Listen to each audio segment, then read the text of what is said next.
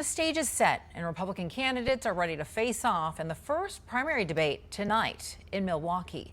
8 candidates qualified to participate, but you probably will notice one big name that is missing. Former President Trump deciding to skip tonight's debate. He's leading the polls despite 4 indictments. Though his absence will be noticeable, it could actually work against the candidates who will be there. Congressional correspondent Nate Reed joins us now live from Milwaukee. So, Nate, former President Trump is #1 in all of the polls right now, all of the Republican primary polls. He is going to sit this one out.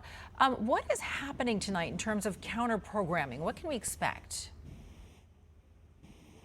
Well, former President Trump will be the elephant in the room at the Fiserv Forum behind me. That is where all the candidates running who have qualified by making at least 1% in multiple national and some key state polls will be on the debate stage. Former President Trump, though, choosing to sit this one out. Some of his surrogates already saying that he's won the debate given those extremely strong poll numbers. Ron DeSantis, his closest primary competitor, is a distant second, polling with just 16% in some of the most recent polls that we've seen. Representative Marjorie Taylor Greene, a key surrogate for former President Trump, spoke with me yesterday. She said that given that he is polling so well, it was her suggestion he sit this one out. Take a listen.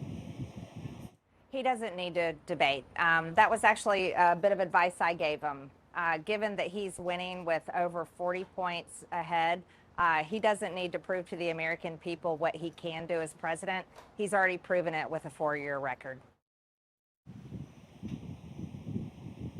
And the former president will be a key focus of tonight's debate, despite the fact that he's not going to be on that stage. We can expect many of the candidates to be taking aim at Chris Christie,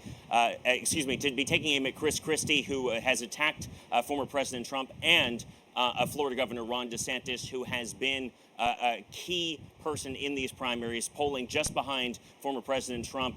At the same time, everyone on that stage is going to want some of that magic, some of that debate poll numbers to make it any further in this primary. All right, Nate. So taking aim at Chris Christie could be one strategy, and there will be 8 candidates on that debate stage. What else can we expect?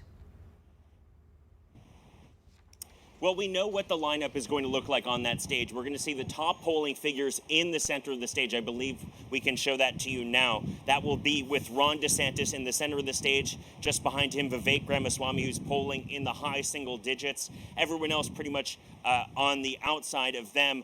On the furthest to your right, though, Doug Burnham, the governor of North Dakota, he might actually be sitting this debate out. He played pickup basketball yesterday, got into an injury.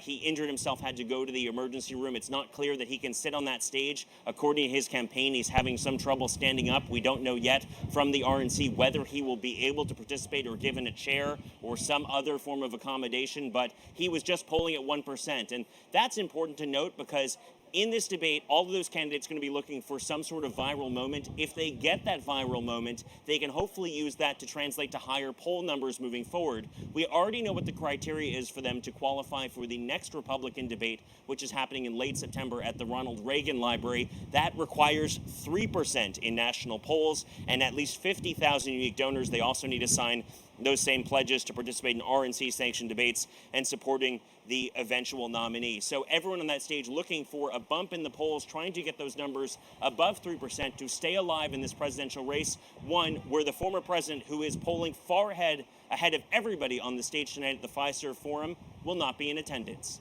Veronica? All right, Nathaniel Reed live for us there in Milwaukee. Nate, thank you so much.